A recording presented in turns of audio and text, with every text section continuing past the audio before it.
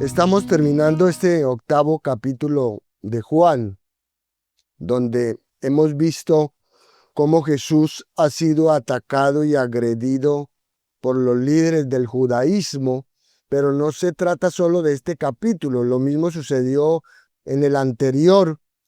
Es más, esto se remonta al segundo capítulo de este evangelio, cuando Jesús llegó a Jerusalén y comenzó su ministerio y atacó las operaciones corruptas del templo. Desde ese tiempo no ha habido más que conflicto con los líderes religiosos del judaísmo durante estos 2 años y medio transcurridos. Sin embargo, este es uno de los eventos más antagónicos de ese conflicto. Incluso pienso que Jesús aquí se opone a sus enemigos a propósito, porque es necesario, pues esto es lo que la verdad debe hacer con el error. Y para ampliar el contexto más allá del libro de Juan, les pregunto o nos preguntamos, ¿se ha dado cuenta de que solo el cristianismo bíblico evangélico es perseguido en el mundo y en nuestra sociedad? Solo el cristianismo bíblico evangélico es perseguido en este mundo y en la sociedad. Pues como usted, como yo, no vemos que se persiga a los hindúes, ¿no? Al hinduismo. No vemos que se persiga a los budistas. No se persigue a los musulmanes. Ni siquiera se persigue a los católicos romanos. Y mucho menos se persigue a las personas de otras religiones, porque toda religión falsa forma parte del mismo reino de las tinieblas, y una casa dividida contra sí misma no puede subsistir. Así que Satanás no puede estar dividido contra Satanás. Y como él es el dueño de toda religión falsa, él tiende a contribuir a su propagación, a su supervivencia y al ascenso. Entonces, los ataques contra el verdadero cristianismo siempre provienen del reino de las tinieblas y son contra la única categoría de verdad. Son contra la Biblia, ¿cierto? Por lo tanto, quienes representan correctamente la Biblia, quienes representan la religión bíblica, el cristianismo bíblico, siempre van a estar en la línea, en la mira del infierno. De manera que no nos sorprende que sea el cristianismo el que esté siendo marginado, el que esté siendo eliminado del debate público. No nos sorprende que los cristianos estén siendo perseguidos, que las Biblias se estén dejando a un lado y que las referencias al Señor Jesucristo las estén eliminando. No nos sorprende, porque todos los ataques contra la verdad siempre provienen del reino de las tinieblas, y también es cierto que los mayores enemigos de la verdad siempre han sido religiosos, porque el hombre es invariablemente religioso, inveteradamente religioso, siempre lo ha sido y sigue siendo religioso, y en consecuencia su falsa religión ataca la verdad constantemente. Así que no nos sorprende, y esta es una señal, hermanos, de que estamos haciendo algo bien. Cuando nos persiguen, cuando nos atacan, es una señal de que estamos haciendo las cosas bien, porque estamos haciendo que el reino de las tinieblas nos persiga. Fíjese, los ataques humanos más duros contra el Señor Jesús ni siquiera vinieron del pueblo. Claro, por supuesto que él recibió indiferencia del pueblo, sin duda, pero los ataques realmente duros y agresivos contra él vinieron del establecimiento religioso y de sus más fieles líderes judíos santurrones, que pertenecían a una forma apóstata de judaísmo que en esencia pertenecía a Satanás, como le pertenecen todas las demás religiones. Todas las demás religiones, aparte del cristianismo bíblico, forman parte del reino de las tinieblas. Y como pertenecían a una religión falsa que pertenecía a Satanás, eran enemigos de la verdad y por lo tanto enemigos de Cristo, quien es la verdad. Y claro, usted siempre escucha decir que toda religión afirma representar a Dios, ¿cierto? Todas representan a Dios, pero en realidad representan al diablo, representan a Satanás. Y eso es lo que dijo Jesús en el versículo 44. Él les dice a estos líderes religiosos que continuamente decían representar a Dios y hablar en su nombre: ustedes son de su padre el diablo y quieren hacer los deseos de su padre. Ustedes mienten y quieren matarme porque digo la verdad, por eso son parte del reino de las tinieblas, el reino de la mentira. Y el reino de las tinieblas y la mentira quieren acabar ¿con qué? Con la verdad. Eso es el judaísmo en su forma más devota. Es satánico. De ahí que la condena de nuestro Señor a estos líderes corruptos alcanza su punto álgido en la última semana de su vida, la semana de pasión. Mateo 23 registra el mensaje que el Señor Jesús les dio en el templo durante esa semana, donde los llama como sepulcros blanqueados, y les dice que ellos solo producen hijos del infierno. Y los denuncia a todos. Incluso advierte al pueblo que se aleje de ellos debido a su influencia condenatoria. De manera que este conflicto se ha intensificado por necesidad, pues el Señor Jesús continúa confrontando su error destructivo y condenatorio con la verdad. Lo hace porque el error debe ser confrontado con la verdad. Por tanto, estos hijos de Satanás ven a Jesús como un enemigo. Lo ven como un perturbador, un blasfemo y como un arrogante infractor de la ley. De modo que no pueden contenerse al tratar con él, ya que están llenos de furia contra él. Y eso sobresale aquí en este pasaje que nos corresponde para el día de hoy. Sobresale aquí cuando preguntan: ¿quién te haces a ti mismo? En otras palabras, le dicen: ¿quién te crees? Ahora, esa pregunta, ¿quién te crees?, es una frase que escuchamos muy a menudo, ¿cierto? Es bastante común. Ha sido usada para títulos de libros, de canciones, incluso es algo que pensamos demasiado y que decimos a veces por alguna razón. Y esto lo decimos porque pensamos mucho en eso. El hombre es demasiado orgulloso. El hombre es demasiado orgulloso. De hecho, el primer pecado, según primera carta de Timoteo 3:6, fue la arrogancia de Satanás. Fue el orgullo de Satanás. Entonces no nos sorprende que el orgullo sea uno de los pecados más comunes en este mundo, ya que todo este mundo yace bajo el poder de su líder arrogante y orgulloso, Satanás. De ahí que uno de los frutos de nuestra soberbia y arrogancia es que nos hace demasiado atrevidos, ¿cierto? Por eso nos portamos como más importantes que los demás. Y pienso que a nadie le gusta interactuar con alguien que se cree superior, que cree que merece todo. Ahora bien, ¿quién de nosotros no ha tenido una experiencia con alguien así? Mire, cuando uno llega, para decir algo, simplemente a un supermercado o algún establecimiento bancario y hay una gran fila de personas esperando ser atendidas, y llega alguien demandando que lo atiendan inmediatamente, pienso que toda la gente que lo ve lo odia en su corazón y piensa: ¿quién se cree este tipo? ¿Cierto? ¿No ve la fila? ¿Se cree mejor que nosotros? ¿Sí decimos así? Sí, claro. Y claro, nuestro orgullo también está ahí, ¿cierto?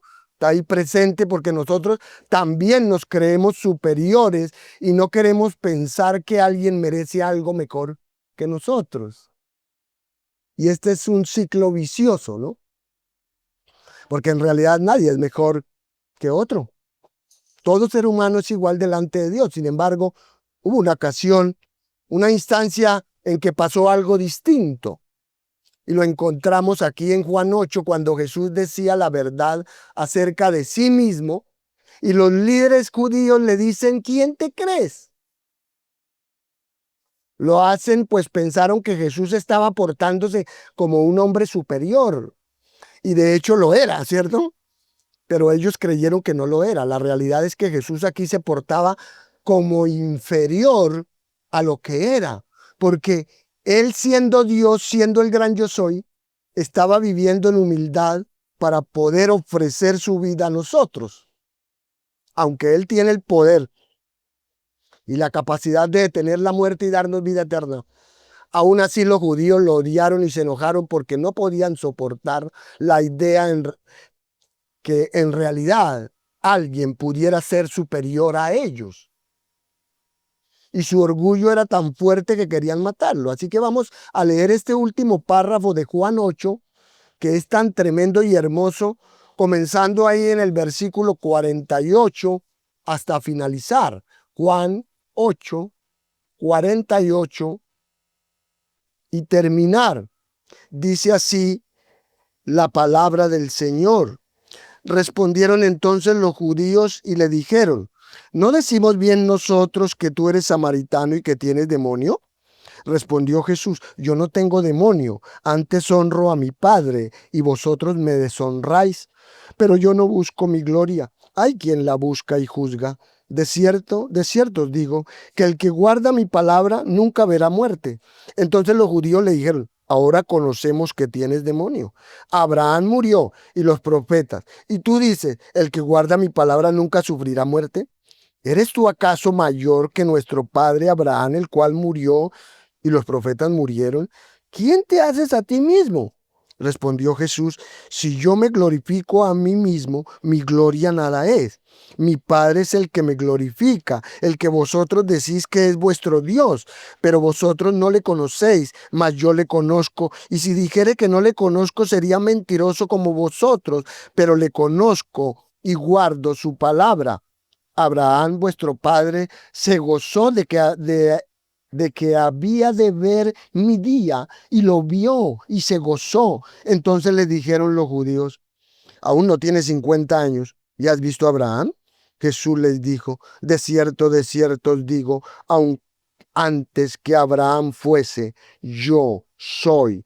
Tomaron entonces piedras para arrojárselas, pero Jesús se escondió y salió del templo y atravesando por en medio de ellos, se fue.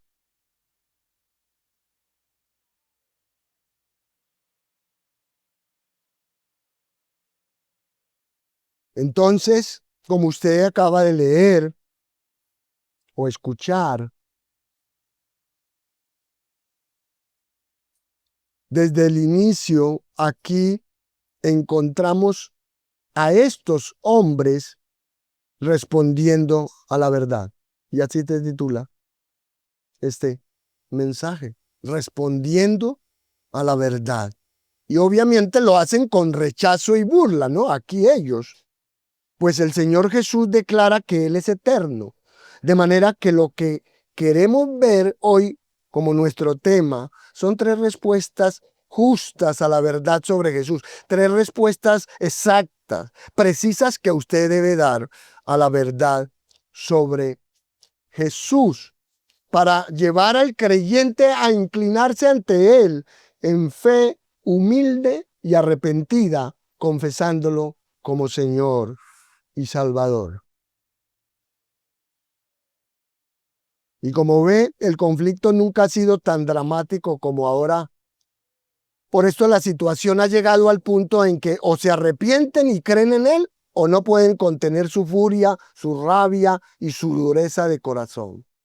Pero la pregunta es, ¿por qué hace esto el Señor Jesús? ¿Por qué exacerba este conflicto? ¿Por qué lo eleva a este nivel? ¿Por qué dice cosas como ustedes son de su padre el diablo? Son mentirosos y asesinos y desean lo que desea el diablo. ¿Por qué dice eso? Bueno, la respuesta es simple, es porque los ama, porque esto es una misericordia para destruir las falsas seguridades y es una misericordia para devastar la falsa religión. Es una misericordia para despojar a las personas atrapadas en algún tipo de engaño religioso, para desnudarlas de su engaño. Estas eran personas son personas con ropas de emperador, ¿cierto? Y necesitan ser expuestas por lo que son en realidad. Su falsa religión necesita ser enfrentada con una confrontación fuerte y severa. Y si miramos hacia atrás, vemos que desde la rebelión inicial de Satanás, él ha intentado sin descanso hacerle la guerra a Dios y a sus siervos.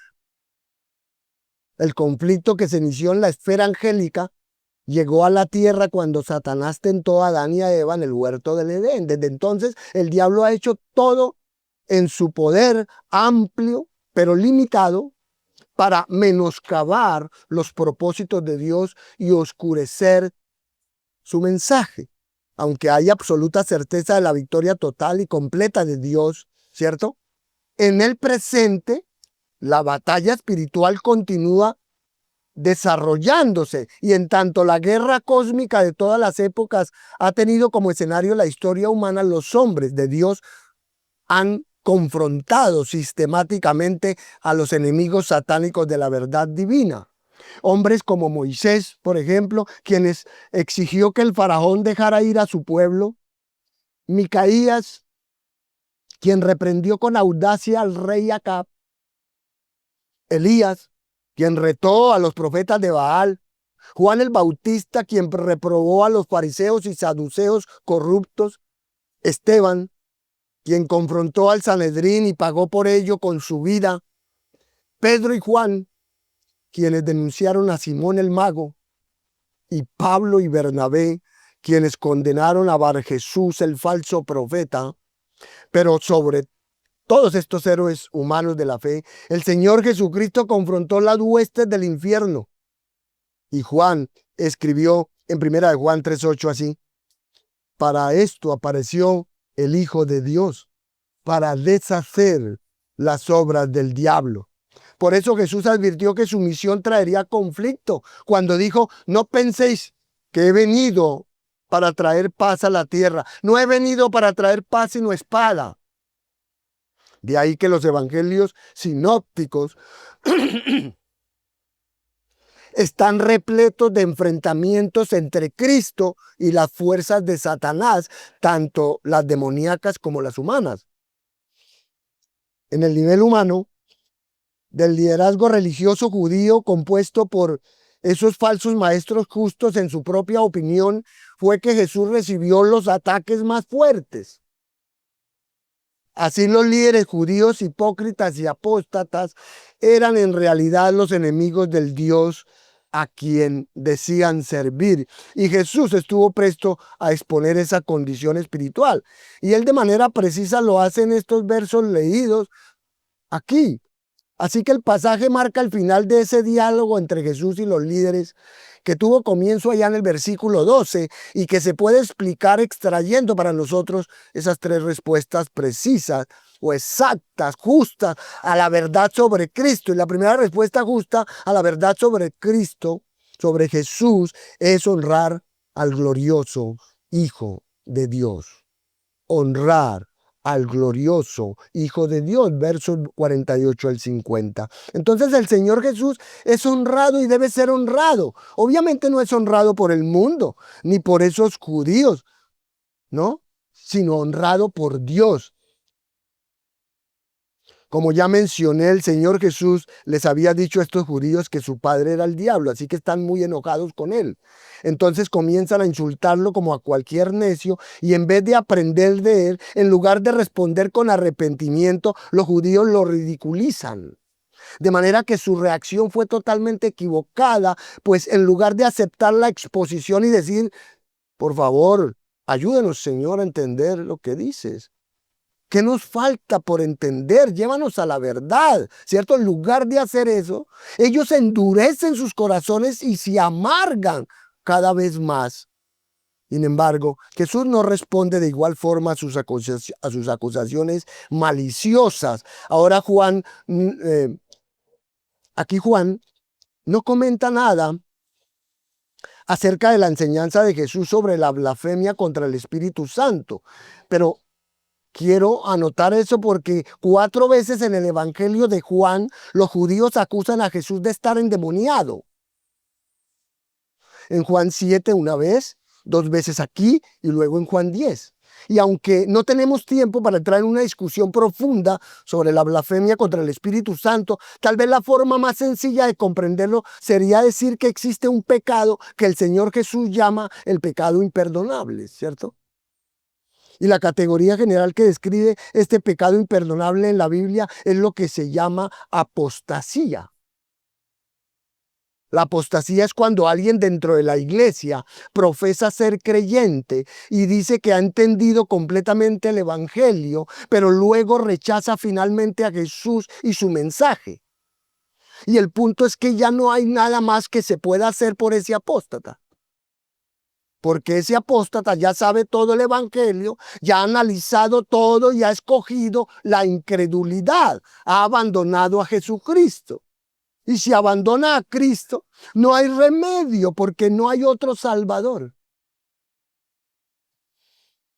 Si uno rechaza a Jesús a sabiendas de quién es Él y lo que ha hecho, pues ya no hay esperanza. Y no se trata de que usted le pueda predicar más. Hay veces a uno le dicen, dígale más, pastor, predíquele más, háblele más. Pues Él ya sabe todo y no hay salvación fuera de Jesús. La Biblia habla mucho de esto y son muchas las epístolas que hablan de la apostasía. Primera de Juan, capítulo 5, segunda de Pedro, capítulo 2. Hebreos habla mucho de la apostasía. Pablo lo menciona o la menciona en varias ocasiones. Sin embargo, el que más habla de la apostasía es precisamente ¿quién? Nuestro Señor Jesucristo. Y habla de una especie particular de apostasía que es la blasfemia contra el Espíritu Santo, cuando los judíos atribuyeron la obra clara del Espíritu Santo en el ministerio del Señor Jesús al diablo. Los otros 3 evangelios lo mencionan, Mateo 12, lo hace Marcos 3 y Lucas 12. Entonces la blasfemia contra el Espíritu Santo es un ejemplo específico de apostasía, porque cuando los judíos después de ver a Jesús encarnado, hermanos, Dios hecho carne, predicando perfectamente el evangelio, obrando milagros que lo autentificaron como el Mesías, el Hijo de Dios. Esos judíos ven esa obra del Espíritu Santo, ven la predicación de Cristo, escuchan y dicen, eso es Satanás. Increíble, ¿no? Eso es el diablo obrando en la vida de Jesús. Y eso es lo que hace la religión falsa. La religión falsa dice que aquí está hablando Satanás y no Dios. Lo invierte todo, ¿cierto? Cuando es Dios hablando.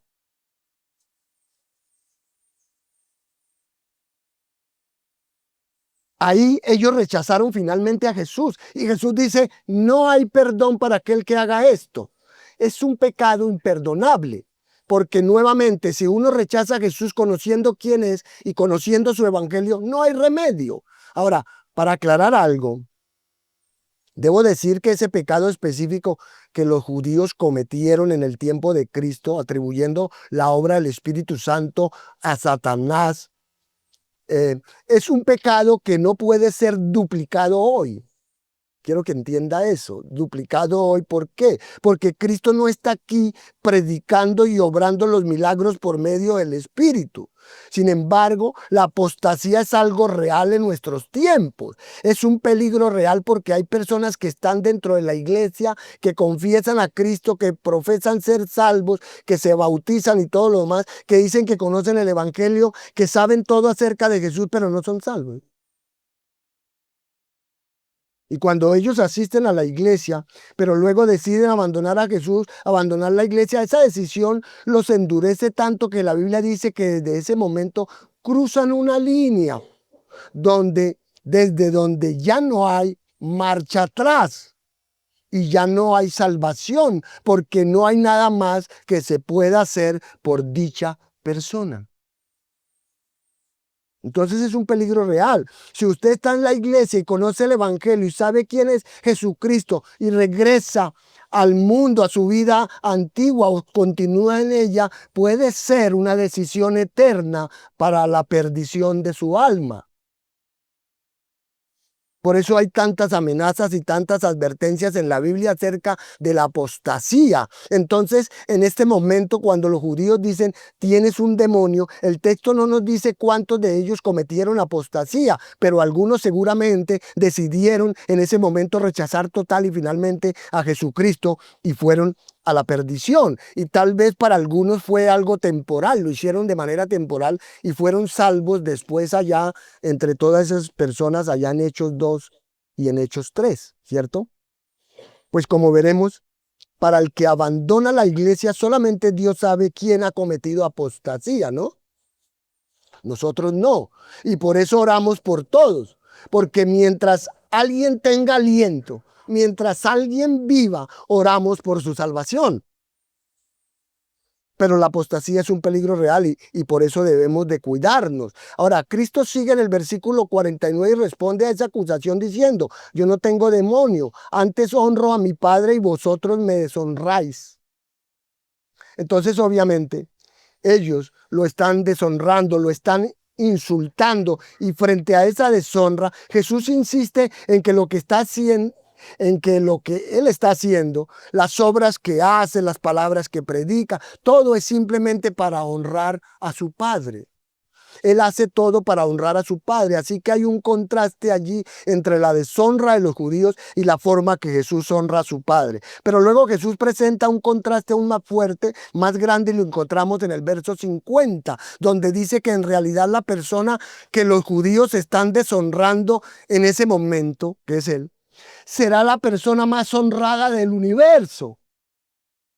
Jesús acaba de decir que hace todo para honrar a su Padre. Y esto va de la mano cuando dice que Él no busca su propia gloria, sino que solamente busca la honra y la gloria de su Padre. Por tanto, lo maravilloso de la Trinidad, hermanos, lo maravilloso del Dios Trino, es que de la misma manera que Jesús buscaba la honra y la gloria de su Padre, Dios Padre busca la gloria y la honra de su amado Hijo.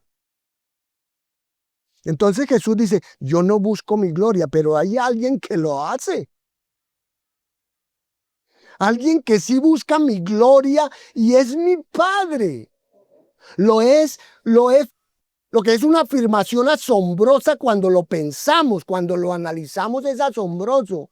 Porque el que busca la gloria del Hijo es el Dios omnipotente. Casi nadie. Y obviamente Dios, que es omnipotente, obtendrá lo que busca. Es decir, la gloria de su Hijo. El Hijo de Dios será glorificado. El Hijo de Dios será honrado. Será la persona más honrada del cosmos. Y lo más fuerte es que luego Jesús agrega al final de ese verso 50, que el que busca la gloria de Él es también el juez, el que juzga. Es decir, ¿quién es el que decide quién será honrado en este universo? Bueno, es Dios Padre el que busca la gloria del Hijo. El Padre busca la gloria de una sola persona, su primogénito, su Hijo amado, de quien, por quién y para quién existe todo. De manera que aquí vemos el argumento, ¿cierto?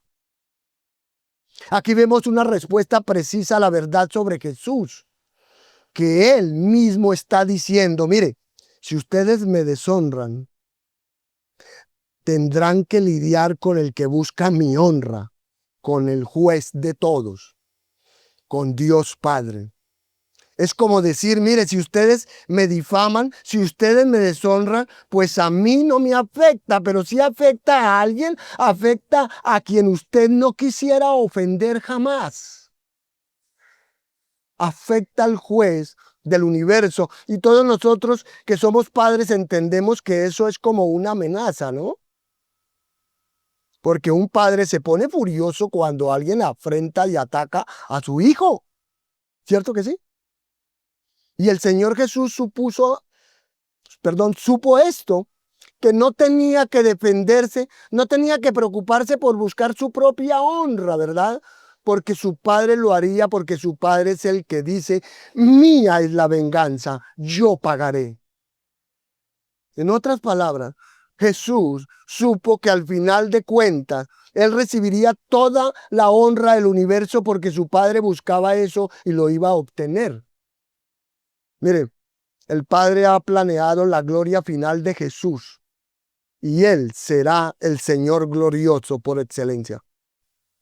Así que aquí hay un vindicador, aquí hay un juez, hay uno que declarará la gloria de Jesús, y si usted no honra al Señor Jesús, Dios lo juzgará. Entonces usted necesita honrarlo ahora o se enfrentará a Él en el juicio. Esa es la verdad sobre Jesús y por ello usted debe honrarlo. Esa es una respuesta precisa y exacta a la verdad sobre Jesús. Todo el que cree en Él debe honrarlo. Él dijo, el que no honra al Hijo, no honra al Padre que lo envió. Por eso el Padre solo honra a quienes honran a su Hijo. Así que a diferencia de sus oponentes, quienes se exaltan a sí mismos, ¿cierto? Jesús no buscaba su gloria.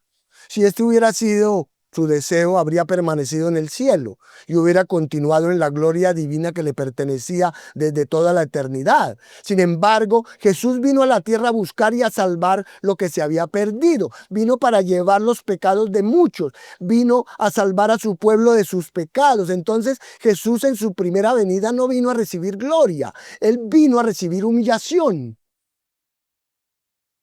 Vino a amar a los pecadores, a exponer su maldad, a cargar con su pecado, a sentir su vergüenza, a morir su muerte.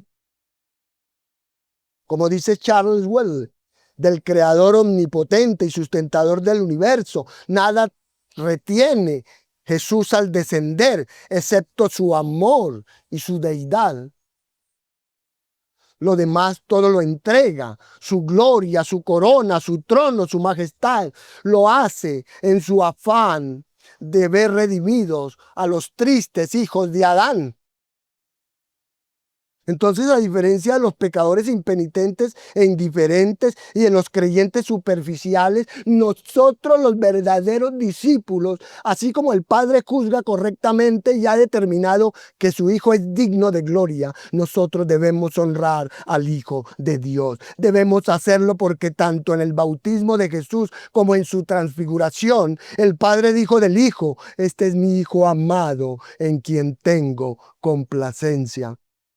Y en un pasaje del Antiguo Testamento, el salmista describe la glorificación del Hijo por el Padre diciendo, he establecido a mi Rey sobre Sión, mi santo monte. Yo proclamaré el decreto del Señor. Tú eres mi Hijo, me ha dicho. Hoy mismo te he engendrado. Pídeme, y como herencia te entregaré las naciones. Tuyos serán los confines de la tierra. Los gobernarás con puño de hierro. Los harás pedazos como a vasijas de barro. Ustedes, los reyes, sean prudentes. Dejen de enseñar, gobernantes de la tierra. Sirvan al Señor con temor. Con temblor ríndale alabanza. Bésenle los pies, no sea que se enoje y sean ustedes destruidos en el camino, pues su ira se inflama de repente. Dichosos los que en él buscan refugio.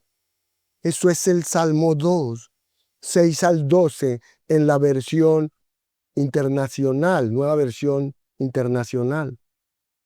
Siguiendo el mismo patrón, el Salmo 110:1 dice, así dijo el Señor a mi Señor, siéntate a mi diestra hasta que ponga a tus enemigos por estrado de tus pies. Y en Isaías 52:13, el Padre declaró del Hijo, he aquí que mi siervo será prosperado, será engrandecido y exaltado y será puesto muy en alto. Ahora bien, cuando hubo cumplido todo eso, el Padre lo exaltó, ¿verdad? Lo exaltó hasta lo sumo y le dio un nombre que es sobre todo nombre, dice Filipenses.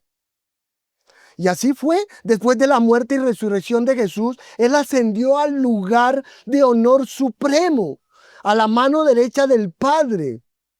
Y eso es importante porque nos habla un poco de quién es el que nos hace una promesa aquí.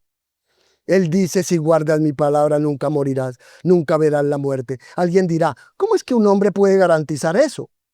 Y la respuesta es que este no es cualquier hombre. Este es el hombre más honrado del universo, el que Dios Padre ama. De manera que esta promesa viene de la boca del honrado del universo, de aquel que va a recibir cualquier cosa que pida. ¿Por qué? porque la misión del Dios Padre es glorificar a su Hijo, lo que nos lleva a la segunda respuesta justa a esta verdad sobre Jesús, y es obedecer, es guardar la palabra del Hijo de Dios. Versos 51 al 55. Como usted puede entender, el Señor Jesús hizo esta promesa a quienes le honran y le glorifican por obediencia a su llamamiento de salvación. Así que el que guarda su palabra, es decir, la obedece, es un verdadero hijo de Dios, está en su reino, es un verdadero discípulo y nunca experimentará la separación eterna de Dios.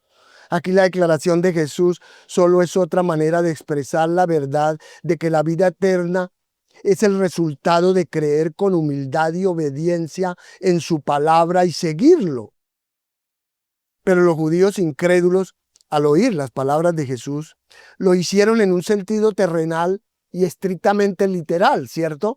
Así que ellos estaban seguros de que solo una persona endemoniada podía hacer una afirmación tan descabellada.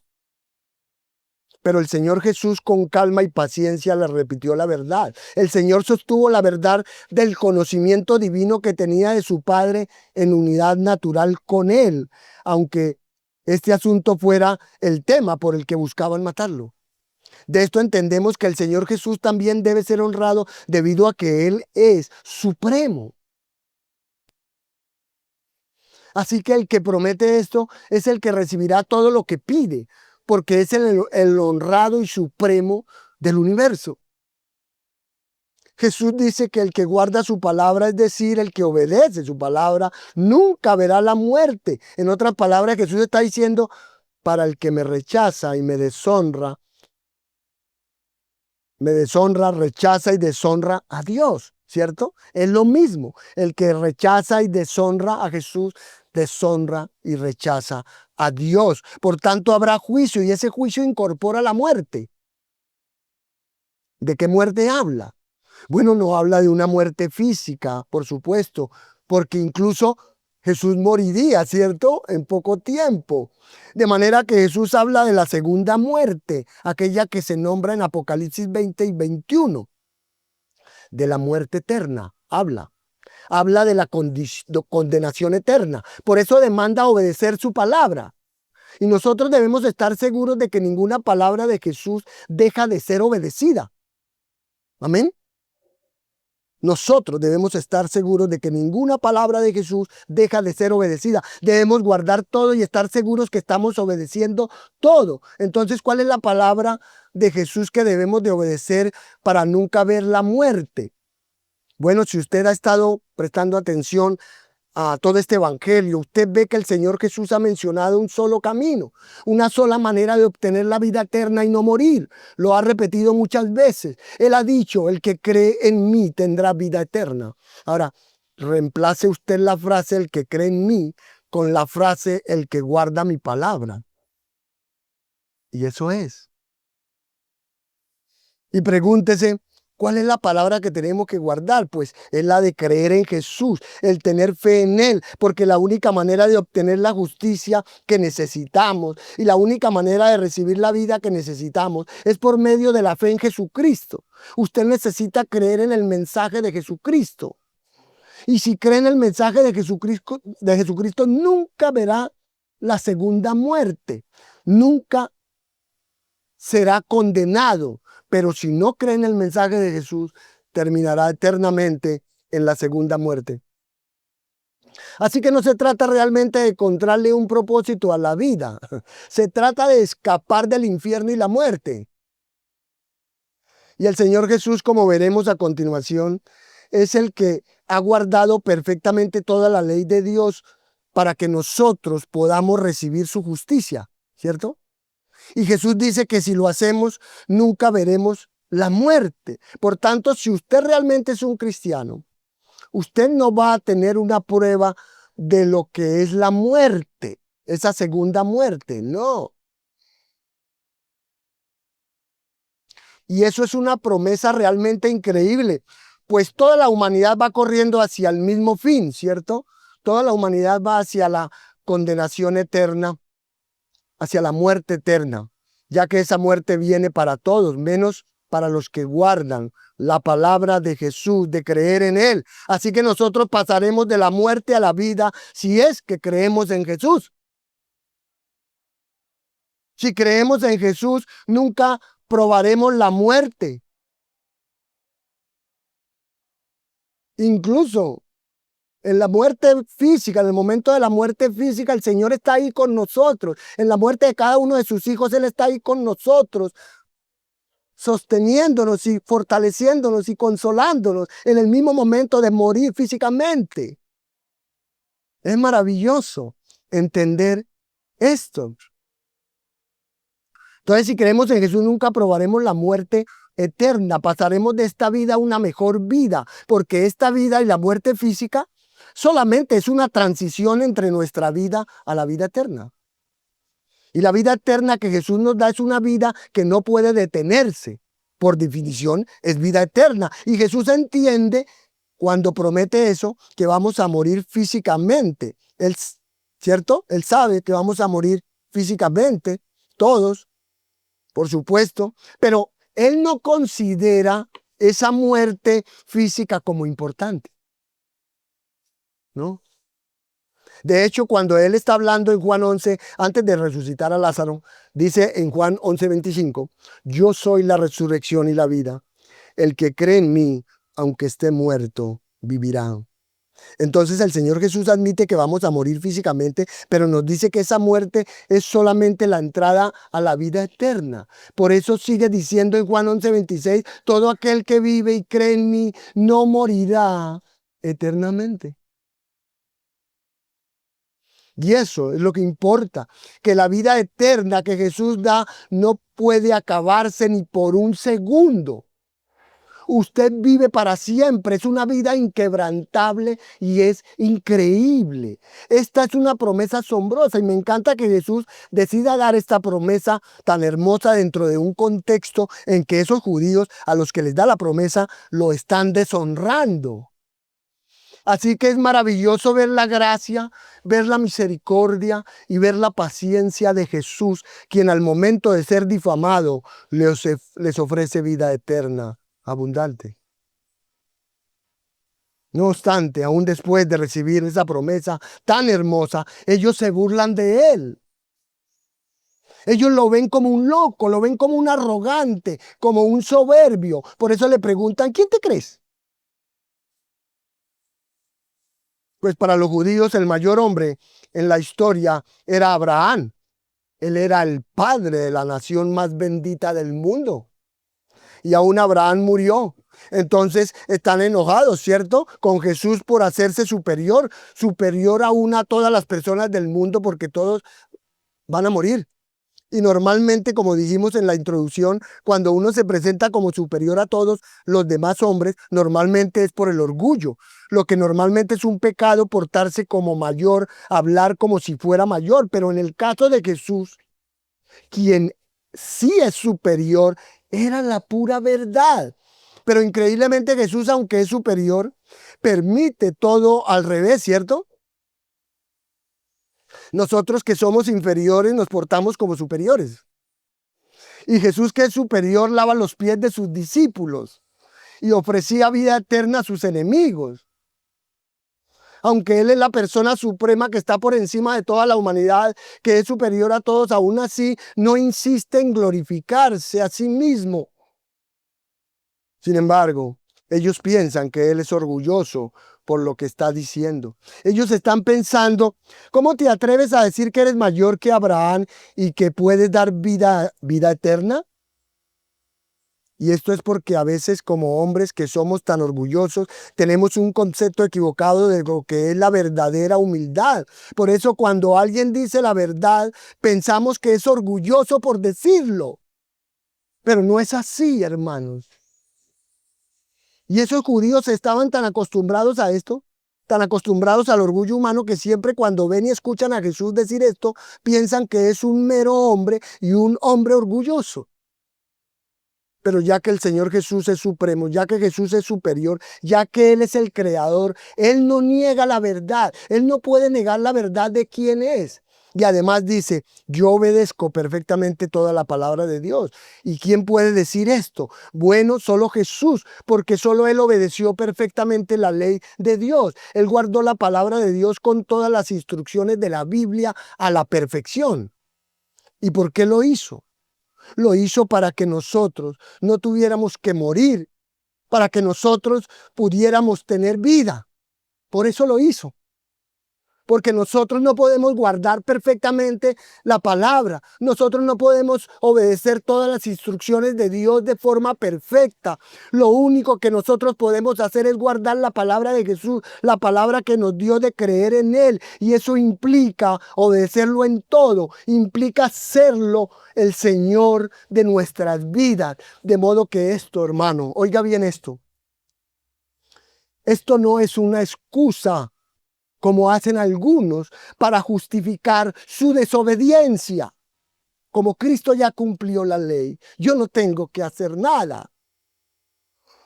Decir que el Señor Jesús hizo el trabajo difícil, el trabajo duro de obedecer y guardar cada mandamiento de Dios para ofrecernos un yugo fácil, el yugo de simplemente creer de que Él es quien dice que es nuestro Señor, nuestro Mesías. Eso no es una licencia para dejar de hacer lo que nos corresponde como sus discípulos. Y nuevamente, el hecho de que Jesús nos hable así de su superioridad no lo hace por orgullo, sino para darnos confianza, para darnos esperanza de que cuando Él nos promete vida eterna, Él lo puede cumplir. Amén. Porque Jesús no es un mero hombre. Él es realmente superior a todos los hombres. Él es Dios hecho carne. Y eso nos lleva a nuestro último punto, pues Jesús no solamente es honrado y supremo, sino que también es eterno. De manera que la tercera respuesta justa a la verdad sobre el Señor Jesús en este pasaje es creer en el eterno Hijo de Dios. Versos 56 al 59. El punto culminante de la respuesta de Jesús no era menos que una afirmación de deidad. El Señor Jesús está diciendo que Él es el eterno Hijo de Dios y Dios mismo. Ahora, el verso 56 dice algo que es un poco complejo, pero el punto principal es fácil de identificar. Lo que Cristo les está queriendo decir es que ellos deberían estar celebrando que Él estuviera ahí. Porque si son hijos de Abraham, así como Abraham vio su día y lo celebró, así ellos deben imitarlo a él y deben gozarse. Pero no lo hicieron, ¿cierto? Lo que es otra demostración de que Abraham no era su padre y que no son nada semejantes a Abraham, porque son hijos del diablo. También hay otras partes más difíciles en este verso, ya que aquí tenemos que pensar qué significa mi día y en qué sentido Abraham ve ese día. Y básicamente mi día puede referirse al pasado, puede referirse al presente o al futuro. Si se refiere al pasado, sería decir que Abraham vio a Jesús un día 2000 años antes. Si se refiere al presente, sería decir que Abraham se gozó en el cielo en el día en que Cristo fue encarnado. Y si se refiere al futuro, sería decir que Abraham vio un día futuro del Señor, pero lo vio proféticamente cuando Cristo regresa a su reino como Dios lo prometió a Abraham. Y esto es un poco difícil de entender porque las tres cosas son ciertas. Y creo que la mejor forma de entenderlo es fusionando un poco esas ideas. ¿Por qué? Porque por un lado es cierto que el Hijo de Dios cenó con Abraham. Jesús cenó con Abraham 2000 años antes de este acontecimiento de Juan 8. Cuando leemos en Génesis 18 y 19, allí se nos dice que Abraham habló con el ángel de Jehová en varias ocasiones, ¿cierto? ¿Sí ha leído Génesis 18 y 19?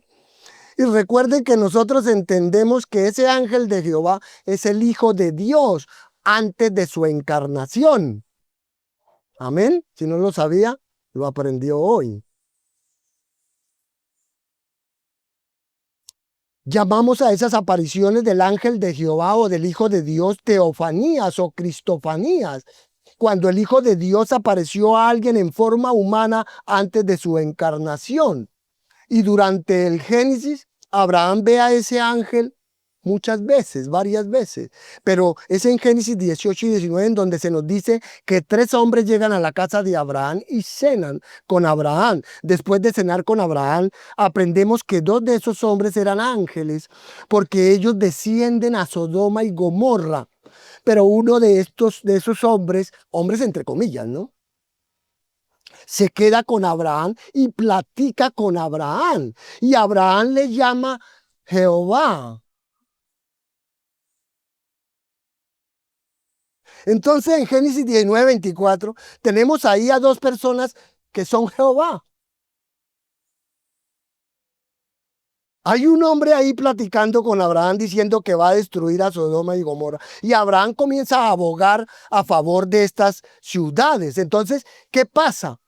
Pasa que Jehová está ahí hablando cara a cara con Abraham, y Génesis 19, 24 dice que Jehová hizo llover sobre Sodoma y sobre Gomorra azufre y fuego de parte de Jehová desde los cielos. Alguien dirá, pensé que Dios era uno. Es uno. Claro que sí, hermano. Claro que es un solo Dios. Jehová es uno. Pero Jehová es un Dios trino. Hay 3 personas. Padre, Hijo y Espíritu Santo. Entonces, el Hijo eterno de Dios en forma humana está platicando con Abraham. Y Dios Padre hace caer fuego y azufre desde el cielo. Así que el Hijo de Dios preencarnado estuvo con Abraham 2000 años antes de este Juan 8 en la vida de Abraham. Y eso es importante, pues eso encaja muy bien con la forma en que los judíos también comprenden esta frase. Porque cuando Jesús dice que Abraham vio su día y se gozó, ellos respondieron, ¿no tienes 50 años y has visto a Abraham? Y con esa pregunta es obvio que entienden que Jesús está diciendo que estuvo con Abraham 2000 años antes. Y Jesús no los corrige, porque eso es cierto. Jesús sí estuvo con Abraham, pero decir que la frase simplemente tiene que ver con el momento en que Jesús cenó con Abraham no es congruente con la forma en que la Biblia usa y emplea la frase del día de Cristo o del día del Señor, pues el día del Señor siempre tiene que ver con la venida de Cristo. Entonces, allí es donde creo que ayuda a comprender el decir que Abraham durante su vida se gozó cuando recibió el pacto abrahámico pensando en su cumplimiento. Él se gozó. Abraham escuchó esa promesa de la boca de Jesús y se gozó. Se gozó de que uno de sus descendientes iba a ser el medio por el cual Dios salvaría al mundo. Abraham creyó eso, creyó que a través de él vendría el Redentor, a través de él vendría el Salvador, y la promesa comenzó a cumplirse en el nacimiento de Isaac. Y luego continuó a través de Jacob. Y de ahí en adelante, ¿cierto? Abraham vio el camino hacia el Redentor. Él vio el camino hacia el Salvador. Así, él vio el camino hacia la era mesiánica. Así lo confirma Hebreos, allá en los héroes de la fe, hablando de Abraham. Y lo vio con alegría. Ahora él está aquí y es la alegría de Abraham, como debería ser la alegría para todos ellos. Así que el Hijo de Dios estuvo ahí. Cristo estuvo ahí y no lo pudo negar porque negarlo sería una mentira. Pero cuando Cristo dice esto, obviamente los judíos no lo aguantan. Escuchar de la preexistencia de Cristo cuando ellos conocían a José y María, cuando conocían a sus hermanos y conocían en dónde se había criado, pues no lo aceptan. Era imposible para ellos creer eso, porque Abraham, según nuestros cálculos, nació en el año 2166 antes de Cristo. Entonces, en la mente de estos judíos, fuera que Jesús tuviera 30 y tantos años, fuera que Jesús tuviera 50 o 500 años, no importaba, pues para ellos él no había visto a Abraham. Como ve nuevamente, la preexistencia de Cristo es muy importante, porque usted no puede comprender la persona de Jesús si usted solamente piensa en su naturaleza humana. Usted no puede entenderlo entonces, porque Cristo es una persona eterna. Él no tuvo principio ni tiene fin. Es Jehová, es yo soy.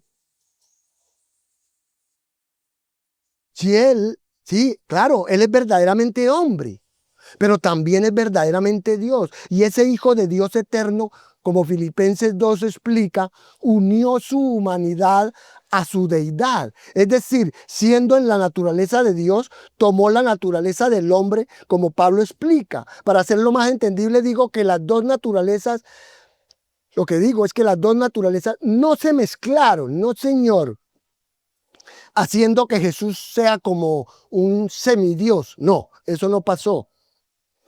Tampoco lo dividieron, lo dividen, haciéndolo dos personas. No, señor, tampoco. Es una sola persona, verdaderamente Dios y verdaderamente hombre.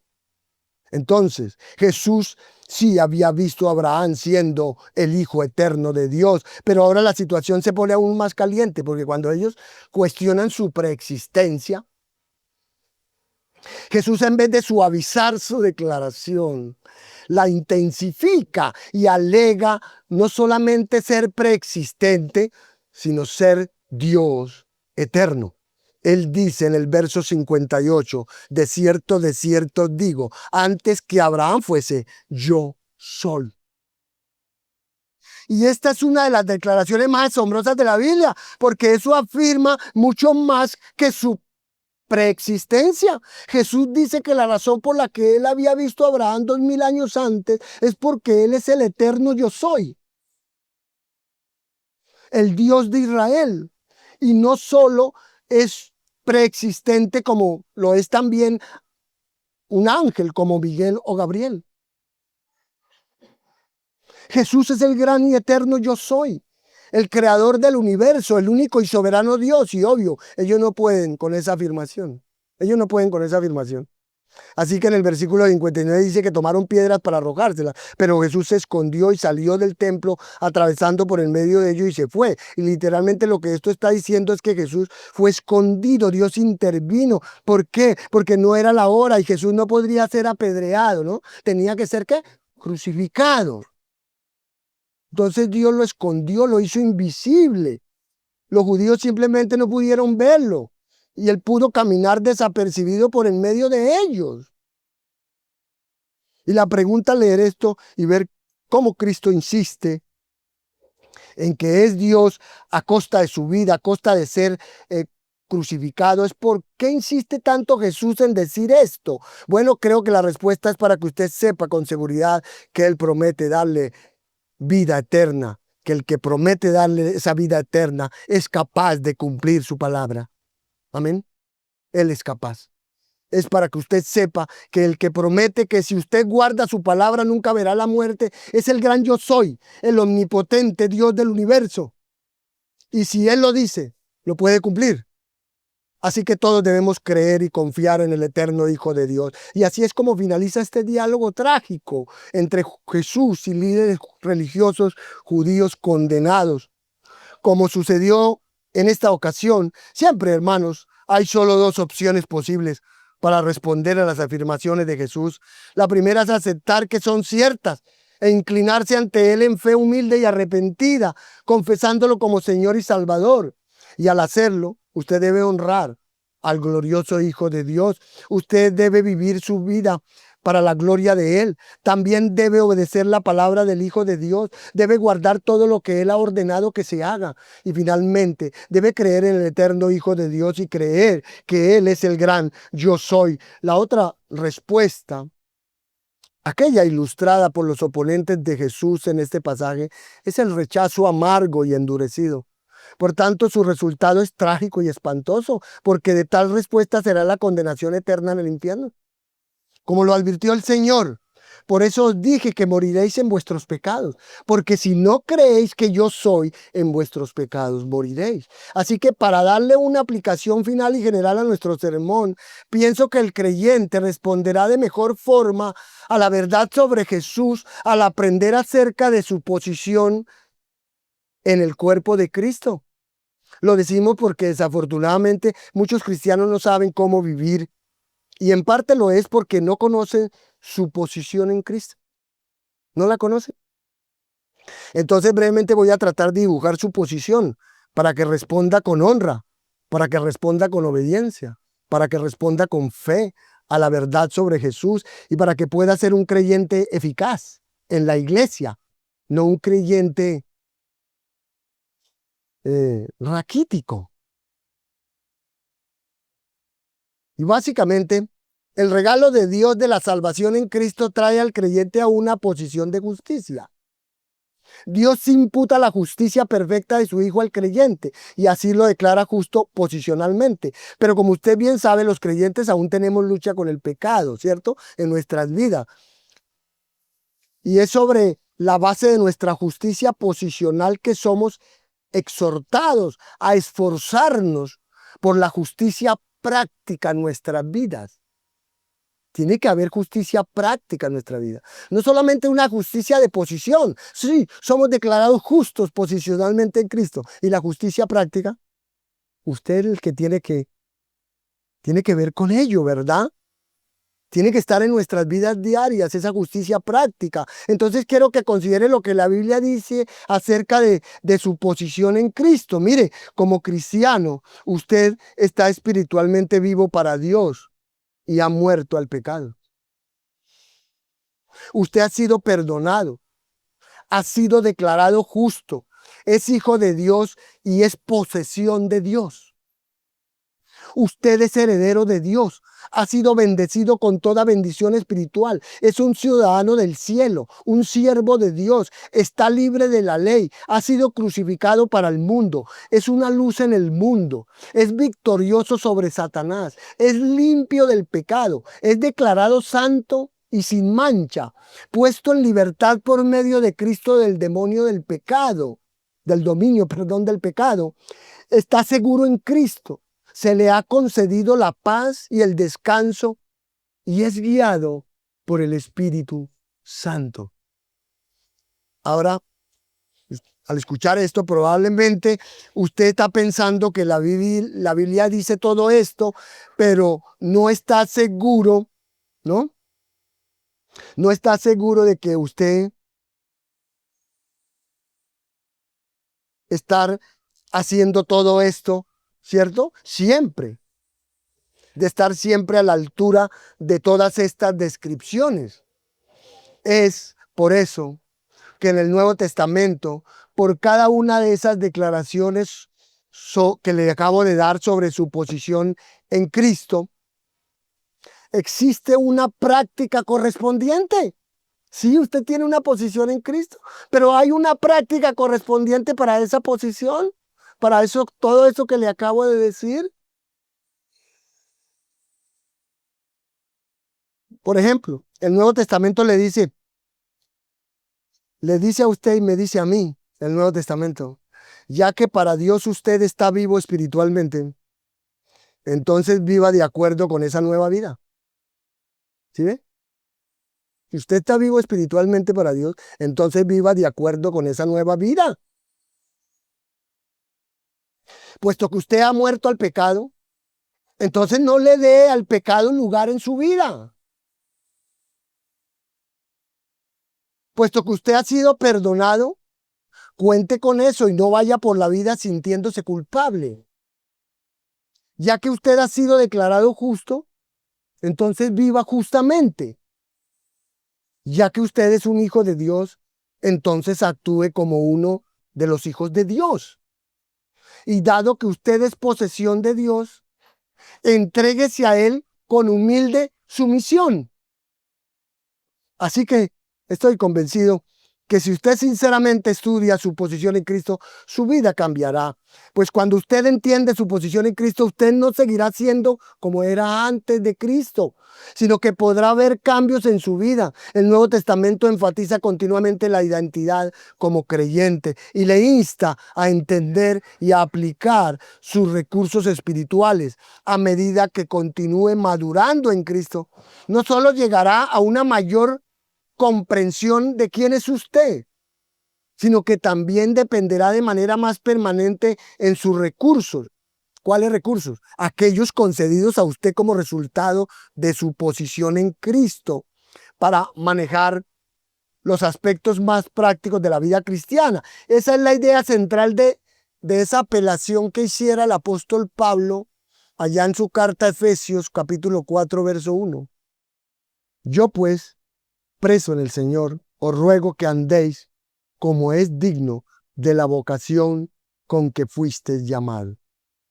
Le pregunto, ¿usted que es cristiano sabe cuál es su posición? Si lo sabe, entonces usted vive de acuerdo a ella. Si no es así, regrese a la Biblia para que descubra de nuevo la alegría de quién es usted en Cristo y pueda responder a Él como es debido. Amén.